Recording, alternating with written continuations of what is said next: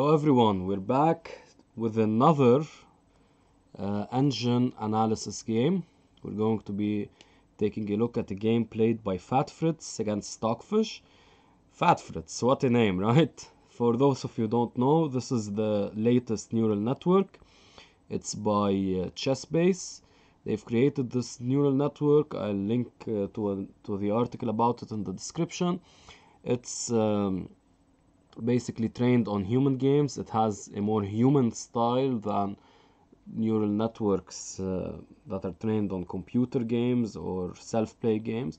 That's at least the claim.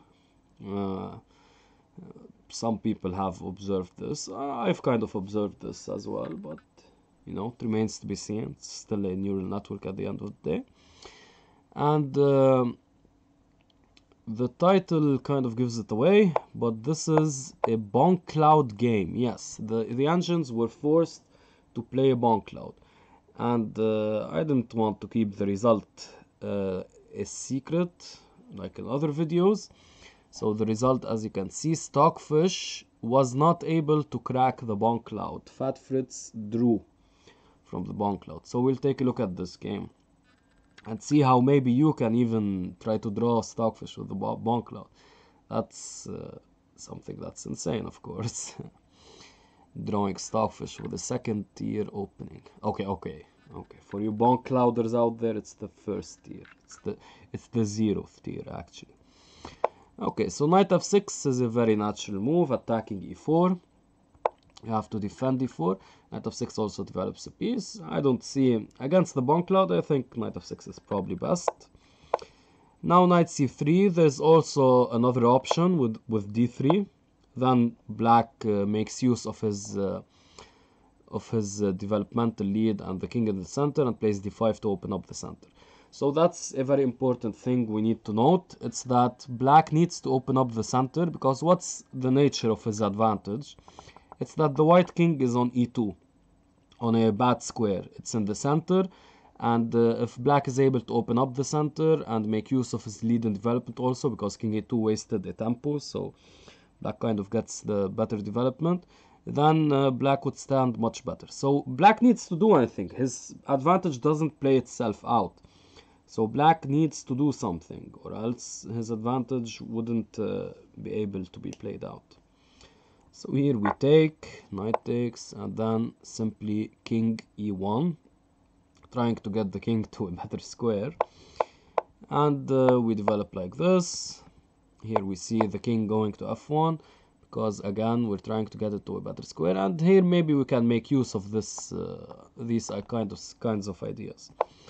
And black castles, and here he should play bishop e6, f5, e4, these kinds of ideas, and he will enjoy quite a big advantage, black will.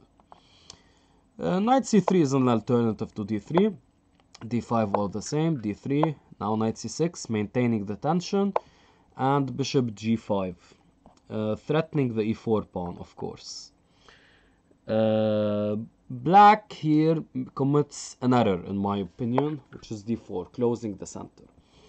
Now, surprisingly, Stockfish views both d4 and d takes e4 as having almost the same evaluation. But in my eyes, d takes e4 is a huge difference, because you open up the center.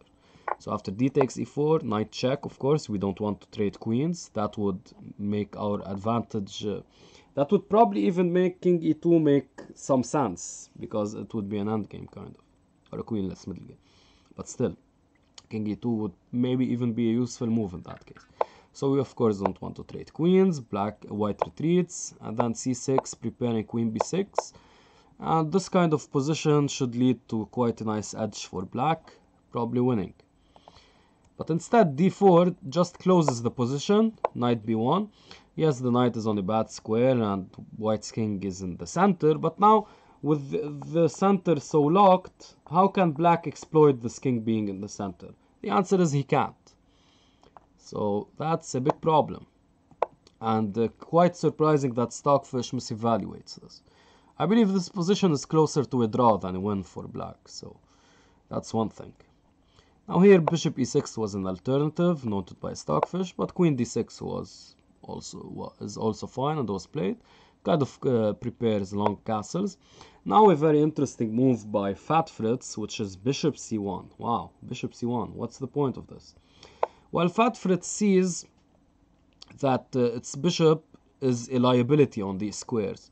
It might get that attacked later on with h6, with like bishop e7, knight takes e4 ideas, and it doesn't want to play knight f3 to protect the bishop because that would allow bishop g4. So that would be a liability. So FatFritz is playing like this. It wants to keep the bishop there and just kind of rearrange the pieces in a way that kind of creates a fortress. And we'll get to see this now. Bishop c1 is actually quite a clever move. Stockfish just wants to develop with knight f3, but that kind of allows bishop g4 among other ideas. So FatFritz didn't want to go into that. So bishop e7, knight d2. Okay, what else? Bishop g4 check can be inserted, but that really only allows knight f3. I'm not sure it's so useful. And that's another advantage of bishop c1. Well, that's the advantage of bishop c1. It's that your bishop isn't committed to the square, so it's kind of relaxing over there. Not a liability and not a target. So bishop e6.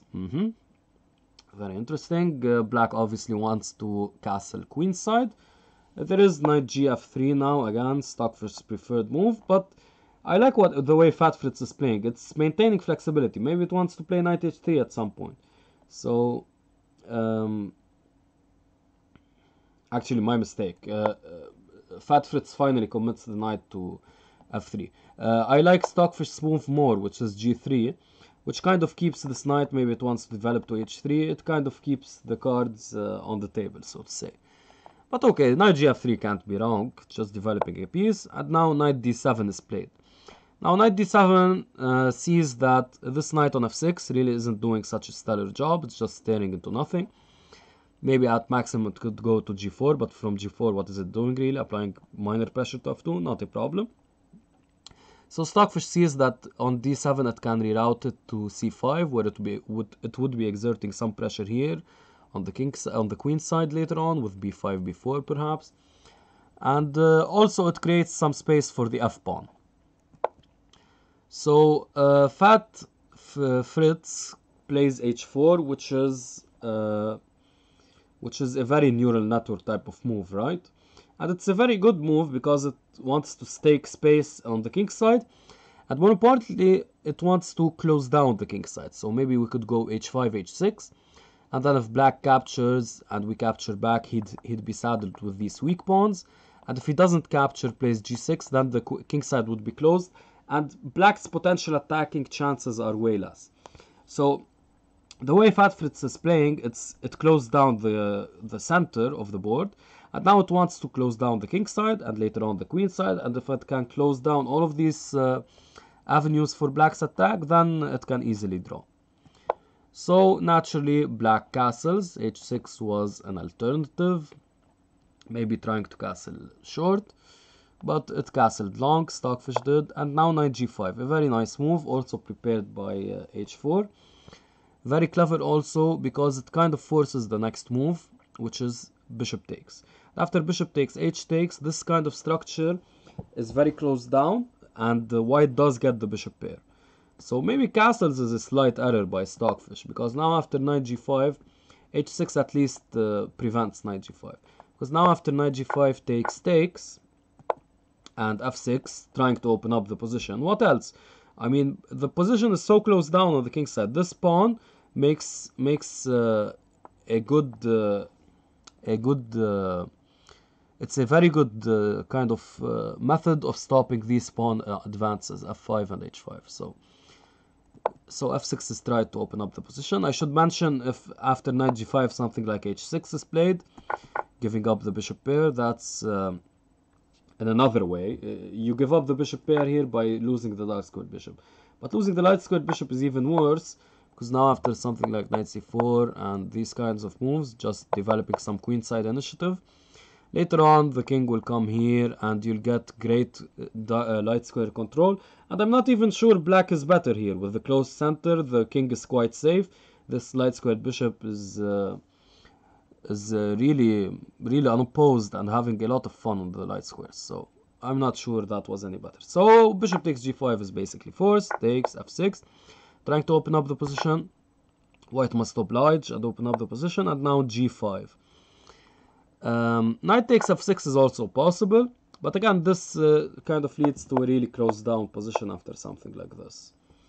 So bishop g4 is played to annoy the knight, and if this happens we play knight f3.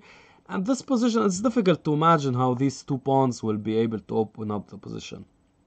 And there are methods to keep it closed. If h3 we can even take and just be up a pawn.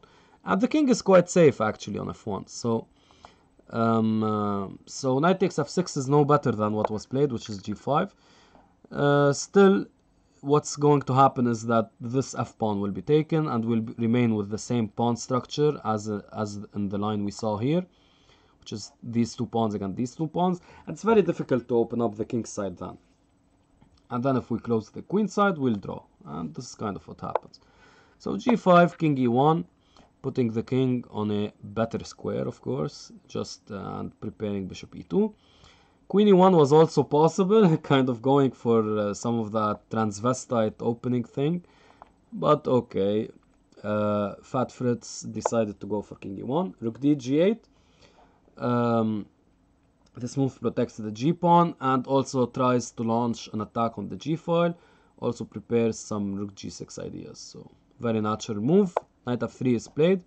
Bishop e2 is of course an alternative, but FatFritz saw it better to immediately attack this g-pawn. h6, defending the pawn. If the pawn is pushed, you just go here. And this is starting to look favorable for white even. You'll never be able to open up the king side. Well, never is a strong word, but you likely won't. And white enjoys a good game here. So h6 is played. Bishop e2, just developing. Queen f8, trying to regain the f-pawn. Bishop d2, again, just developing. Preparing some b4 ideas later on, which will be quite relevant. Queen takes f6. Knight takes f6 is also, of course, possible. King f1. This starts a very clever maneuver by FatFritz. Stockfish again mentions g3, which is of course possible, not like it's not possible, but king f1 starts a very clever maneuver, which is to play king g1, g3, rook h2, king h1, knight g1, and this will create a very brutal fortress that's difficult to crack. So we'll get to see this. I could draw arrows if you want. So this kind of deal is what we're going for. And this will be a very tough fortress to crack. So let's see how this happened in the game. g3 here, king g1 is also possible first, but g3 was played first, rook f8. Queen e1 protecting f2 before venturing on this journey. Rook h2 is also possible, but it will be played later. Knight c5, again we talked about knight d7, going to c5, putting pressure on the queen side with knight a4 ideas and potentially b5, b4. An alternative was of course bishop g4, but here simply probably just knight h2, keeping in line with the plan, and that's fine. Okay, king g1, b3 was also a possibility, preventing knight a4, but FatFritz goes for king g1. All of these are possibilities, but they don't change the evaluation much, so I'm not going to go over them very deeply. And now bishop d7 is played. And so phase 1 of the plan, getting the king to g1, is done. Next we'll get to see rook h2, king g1, king h1 and knight g1, and an impenetrable fortress will be created. Should note that after bishop g4, knight h2 again, takes, and something like h5 trying to open up the position is just met with king g2. If we play h4 to really insist on opening up the position, of course g4 is possible, but here actually knight g4 is even better. Queen g7, losing the h-pawn would be quite bad. This is probably advantageous for white actually, we're just a pawn up. And even though these three pieces on the king side look menacing, white has enough defensive resources and there's really nothing here. So knight g4, queen g7, and now simply b4, gaining some queenside space, and then bishop b4, rook f7, rook a f1, and here let's say knight g6, queen d1. You can't take on g3 because that would allow this, and Now e7 is hanging, so we have to take here, and then e7 would move, and we'd play this. And these pieces are fighting these two pieces, which are obviously much better. White enjoys a nice edge here. So the point here is that actually if your pieces get active, black doesn't really have an attack, so it starts becoming better for white. So that's why bishop d7 was played and not bishop g4, which would allow this. This position starts becoming easier for white to play, because you'll never be able to open up the king side, and even if you do these pieces, the white has adequate defenses, and he'll be able to muster some kind of attack on the queen side and infiltrate with his rooks from the king side. Really, it's all about white's pieces, and especially this bishop. They're all better than black's. So bishop d7 was played, rook b1, kind of prophylactically protecting against knight a4. Not really such a useful move, but FatFritz is a neural network, we won't blame it. So knight e6, trying to reroute the knight potentially to g7, maybe some knight f4 sacrifices in the air, maybe g4, knight g5, those are the ideas. Rook h5, rook h2 and h5 was also possible, but FatFritz wants to provoke the next series of moves, which is bishop e8, and now to go rook h2, when the bishop is on e8 and not on d7. I would say this is quite clever by FatFritz. So we could have achieved the same position, but with the bishop being on d7 instead of e8. But here the bishop is on e8, so it's on a more passive square, it's on a worse off square. And this really shows how deeply FatFritz understands chess. So h5 is played. g4 really locks down the king side, and here this move is played to try to go for knight g5 ideas maybe. But knight g5 is of course met with bishop takes g4, and this knight is well placed to protect against knight f3, and here white is simply up a pawn. Rook fg8, b4, again taking queenside space, and here again white is better. No, actually here white isn't better, but white is doing okay. The thing is that this king side will forever be closed. White has adequate defenses. If the king side opens up at some point, usually white has enough defensive resources to even be better. And the bishop pair is really helpful in this regard. So g4 wouldn't have changed much. My apologies for flying through this. And so g4 wouldn't have changed much. So h5 is played, trying to go for h4 to open up the king side, but now queen c1 putting pressure on g5. h4 all the same is played, trying to open up, but now g4 and the king side is completely locked. Bishop d7 is tried to improve the bishop. This bishop was kind of forced to go to e8. Now it goes back to its natural square on d7. But now king h1, if you remember this part of the plan, now knight g1, knight h3 potentially will come, and white will have an impenetrable fortress. So knight g1 here. h3 is of course a possibility, but knight g1 all the same, you're not going to be able to open up the king side. Knight f4, still, you're not going to be able to open up the king side after this. And white is fine here. You won't ever be able to open up the king side. Maybe here there's like queen h3 or something, but potentially knight takes h2 should be fine. Or even just knight g1. And you should be fine here. Knight e1. So rook h g8, knight g1, completing this part of the plan. Now the king side is locked, the center is locked. What's next is to lock the queen side, and then black will not be able to get through. Actually, even if white wants to be adventurous, he could try to keep the queen side open and try to play for an edge, but that's of course asking too much against Stockfish.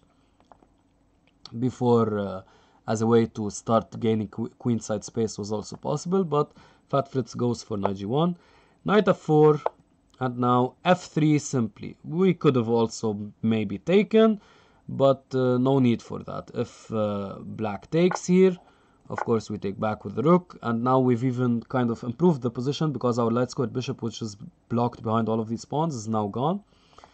Knight takes e2 of course allows queen takes f3 check.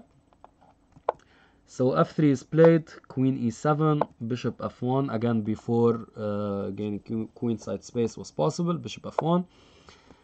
So yes, Stockfish, FatFritz doesn't mind trading the bishops, but of course keeping this bishop to defend these strong pawns, bad bishops protect good pawns, that's a common saying in chess, is also fine. So b6, Stockfish is trying to improve the position on the queen side, but c4 just gains more space and tries to lock down the position. And now Stockfish misses an opportunity in my mind. You have to play d takes c3 to at least have one file open, to have something open. Bishop takes e3, you play knight e6 and start to attack f3. Queen takes c3, knight f4, and again knight e6 and rook f6 and rook g f8 and start attacking this f pawn. Bishop takes c3, bishop b takes c3, there's bishop c8 and bishop b7 trying to line up on this diagonal. So all of these were possibilities, but what's important here is to not let white close down the position. After c4 and Stockfish went for knight d8, it's a nice maneuver, going to e6, maybe going to f7, okay, that's fine. But you really need open files. Now all of these pawns are closed down. What remains is to close down these two pawns, and then it would be an entirely closed position and no side can make progress. So b4 tries to go for that, so now going for b5, a4 kind of ideas and just close down everything, knight d e6, a4, trying to close down everything. Of course this pawn is kind of poisoned because after this the bishop will be short on squares, and this is also a possibility, trying to get white would even get his own kingside attack. So a4 of course cannot be taken, and now a6. This really is so at least it does prepare b5, which would keep one file open, but it's simply not enough. So queen c2, now you protect a4, and rook h8. This is a really nothing kind of move, and Stockfish I think is floundering. So knight h3 is possible, but simply rook c1 by FatFritz. Both still this position is probably quite drawn, and after king a7, a5, trying to close down more files. B takes a5 should have been played in my opinion. Now Stockfish, this is the main line of the game, so keep one file open, Stockfish. So b takes a5, and here taking here is possible, but this is a stronger move because taking here just opens up the b file for black, which would be more helpful. But here at least, if let's say it's taken, of course we get to take back, and we have some pressure here. This might be possible, but then we take here. At this position there's so many files open for black, but also for white, so black's king would be quite unsafe. So let's say b5, you don't take, you play king b7. Now white takes the a pawn. Again, taking the b pawn wouldn't make much sense because we just take like this. Actually no, that doesn't work, but maybe something like this. So rook a8, and now taking should be fine. This position does open up, but white has more than adequate defenses, and actually black's king is kind of unsafe, so all is fine here. Actually white could even consider b6, trying to close down the position, but it's not necessary. So even probably b takes a5 wasn't enough, but definitely a draw offer here would be b5, which is what Stockfish played. And now FatFritz could have completely closed down everything with c5, but it sees that there's no real need to do that, so it goes knight h3, and these trades happen, and now finally it plays c5, and this is absolutely drawn. So here b5 is akin to a draw offer. Stockfish should have at least tried b takes a5. And we'll take a look at the game, but really there is no way to make progress. Especially when the knight is given up, it's all over. This bishop is very bad, but it protects this f3 weakness, and there's no way for this bishop to attack the f3 weakness. So simply a draw here. A lot of shuffling took place, Note also white's queenside advantage, queenside space advantage, and the nice pawns there. So yeah, it's just a draw. Could go through these moves even more quickly, of course, so as to not bore you. So yeah, simply a draw. Wow, what a nice way by FatFritz to make a draw in this in the Bongcloud against Stockfish, no less. So hope you enjoyed this video. Maybe you can draw Stockfish with the Bongcloud now. At least you have some ideas how to do it. Keep the position closed, keep everything closed, and you'll get there with a draw. We'll take a look at some more details in the other sections of this video, and for now, thanks for watching. See you in the other sections. So as a summary for this video, when your opponent's king is in the center, do not close the position. You need to keep it open, you need to open up the center. And don't be over aggressive against the Bongcloud and other similar openings which aren't really confrontational. Just keep pressing, but don't be over aggressive and overextend. And if you want to draw when playing a bad opening, close all sides of the board, the king first the center, then the king side and the queen side, or the queen side and the king side. And it might even be a good idea to keep your pieces on the back rank when you're playing a closed position or a position with a closed center. That way your pieces don't step on each other's toes and they have more possibilities perhaps on the back rank.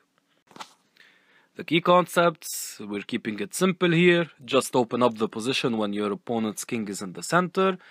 And as a corollary, close the position when your own king is in the center. That's it. That's the most important thing to learn from this game. So applications in novel settings, we want to apply what we've learned to new situations. So I played the Bongcloud on my alternate account. I didn't want to ruin the rating of Fishy Fishy. This is my alternate account. I play random assorted openings on this account, and one of them is the Bongcloud. So king e2. I played this against the Sicilian, not quite 1e5, but 1e5, I wouldn't say it's rare, of course, but it's not so common in Blitz as much as it is in classical chess. So especially at non-GM levels. So I had to do with the Sicilian, but of course against Sicilian. It's called the King David's opening, not the Bongcloud, but okay. Same idea. So g6. Already, I mean, my king is in the center. I wasted the move. You're really developing the bishop to the dark squares.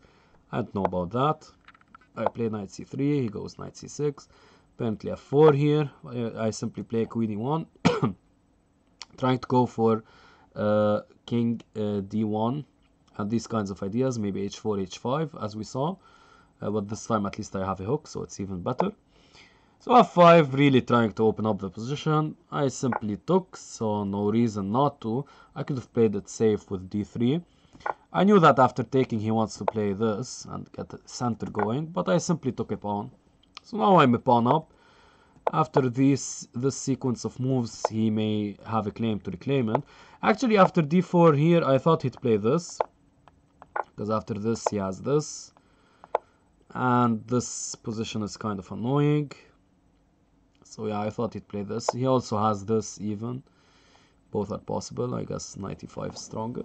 But he went for bishop f5, which really made me relax, because after d3 I should have simply played king d1, obviously, because that's the idea behind playing queen e1 in the first place. But I thought I'd play d3 and then king d1. So that was my idea. He should have played knight f6, but instead he chose to go for c4. You can see here he's really trying to be aggressive. He's even being over aggressive. So that's one of the advantages of playing the Bongcloud. It makes your opponent really try to punish you, and in the end he punishes himself. So I simply go back, preparing to meet takes with bishop takes, whereupon I enjoy a fine position, I guess. So now if you can look at the graph here, this is the graph, you can see that all of this is simply good for me now. So let's take a look at what happened. He played queen d5. I simply took the pawn, just cementing my pawn advantage. Here actually I'm up 2 pawns, 7 versus 5. So again, +2 exactly 2 pawns worth advantage, so he has 0 compensation for it. Of course, because I'm getting my pieces in, knight g5 maybe, h3 ideas, bishop e2, etc. Taking on c4, gaining an even other pawn. And e5 is a bit strange, just allowing knight g3. I gain the tempo with this and prepare to take on c4. He decides to sacrifice a piece with c takes d3. I take, he takes here. Knight b4 is at any point possible, but I simply retreat. And these checks are well covered for now. So he goes e4. I simply retreat, aiming to take here. And he goes with knight f6, developing. d3 is of course possible, but then I go here. At bishop d2, bishop c3, his pawns will really crumble. They aren't as strong as they seem. So I go back, and bishop c4, trying to develop with tempo, intending a later bishop e6 check if possible. And here I just want to take, but that wouldn't have been possible because the bishop on c4 is hanging, so I protect it. And he does this. I play knight c4, and he plays b5, attacking my knight. Knight a4 is of course possible, but I decided to keep things safe and just sacrifice the piece back. Now I'm up 3 pawns. I've equalized the number of pieces, but I'm up 3 pawns, so this should be fine. And even positionally, I'm up even more, because the engine gives plus 4.2 in a position where I'm up 3 pawns. So that means I even have a positional advantage to boot. So plays knight d4. I saw this, of course. I said queen a5, intending rook c1 ideas. Should be quite good for me. He goes rook c7, not really preventing rook c1. He does have queen b6, but if I just trade everything, the endgame is completely winning. I just have 3 extra pawns on the king side. So he took on b3. I took back, still maintaining this kind of pin here. Of course, he can't play queen b6 because I take with the bishop. So queen takes c1, check, takes, and knight d2, he's threatening a checkmate, takes, king a1, and mate. I thought about just giving up this piece, but I saw no reason to do that after knight e2, because that would simply protect it. Knight d5 is kind of annoying, preparing knight b4 or bishop b4 ideas, but I found this check, and here if he moves here, as happened in the game, I simply take, and everything is fine. And here I even win the rook. And were he to go to another square, maybe this, I have many ways to respond here, one of which is simply knight c3.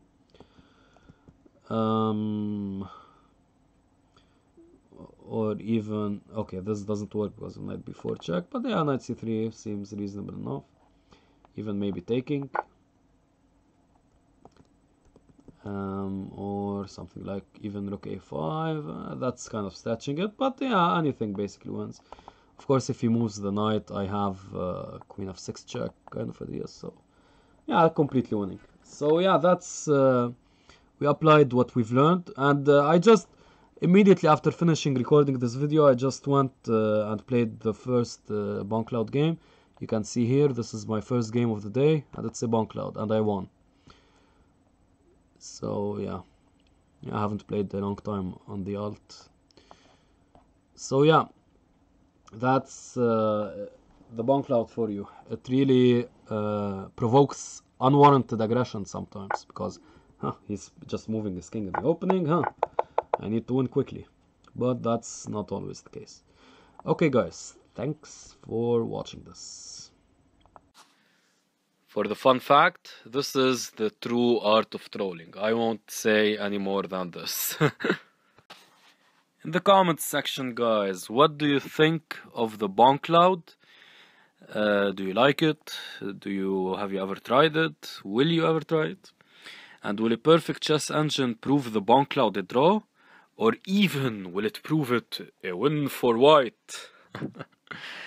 And how would AlphaZero play the Bongcloud? Wow, that's a very interesting, something that interests me greatly. How would AlphaZero play the Bongcloud? Very interesting thought. How does Lila play the Bongcloud as well? And could AlphaZero beat Stockfish with the Bongcloud? So FatFritz drew Stockfish with the Bongcloud. Could AlphaZero beat it? I wonder. And with that, thanks for watching this video, guys.